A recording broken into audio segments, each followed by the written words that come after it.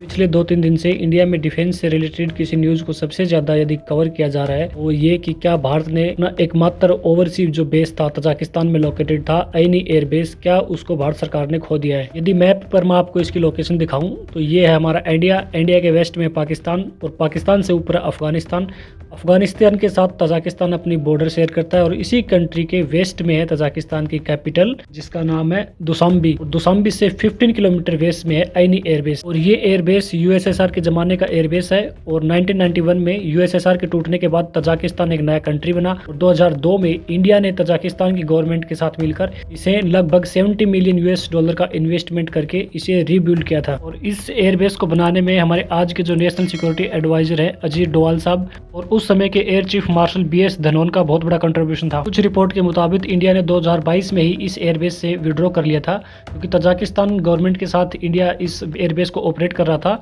Lease के ऊपर और तजाकिस्तान गवर्नमेंट ने लीज को रिन्यू करने से मना कर दिया था। मिलिट्री पर्सपेक्टिव से सेंट्रल एशिया में अपनी जड़ों को जमाने के लिए इंडिया के लिए मिलिट्री बेस बहुत ही इंपॉर्टेंट था। यदि नंबर की बात करें तो इंडिया ने यहाँ बड़े नंबर पर अपनी मिलिट्री कभी डिप्लॉय नहीं की, लेकिन हमेशा 150 से 200 मिलिट्री ऑफिसर वो हमेशा डिप्लॉय रहते थे। कुछ रिपोर्ट के मुताबिक इंडिया ने 2014 के आसपास यहाँ पर अपना फाइटर जेट SU-MKI को भी डिप्लॉय किया था, लेकिन मोस्टली टाइम इंडिया ने जो तजाकिस्तान को जो हेलीकॉप्टर गिफ्ट किए थे उन्हीं से वो पेट्रोलिंग करते थे। गवर्नमेंट का अभी कोई ऑफिशियल स्टेटमेंट नहीं आया कि क्या भारत सरकार ने सही में जो ऐनी एयरबेस था उससे विड्रॉ कर लिया है और किस कंट्री ने इंडिया को अपना ऐनी एयरबेस जो तजाकिस्तान में लोकेटेड था उससे विड्रॉ करने के लिए मजबूर किया है। इस पॉइंट के लिए जो सबसे ज़्यादा शक किया जा रहा है वो रशिया और चाइना पे किया जा रहा है क्योंकि तजाकिस्तान अपना बॉर्डर चाइना के साथ शेयर करता है और चाइना की तजाकिस्तान में अच्छी पकड़ है। और दूसरी तरफ अगर रशिया की बात करें तो तजाकिस्तान की सिक्योरिटी का जिम्मा भी रशिया ने ले रखा है और चाइना और रशिया दोनों इस बात के खिलाफ थे कि कोई नॉन रीजनल कंट्री तजाकिस्तान के अंदर अपनी जड़ें जमाए। यदि इंडियन गवर्नमेंट इस बात को कंफर्म करती है कि सही में इंडिया ने ऐनी एयरबेस से विड्रॉ कर लिया है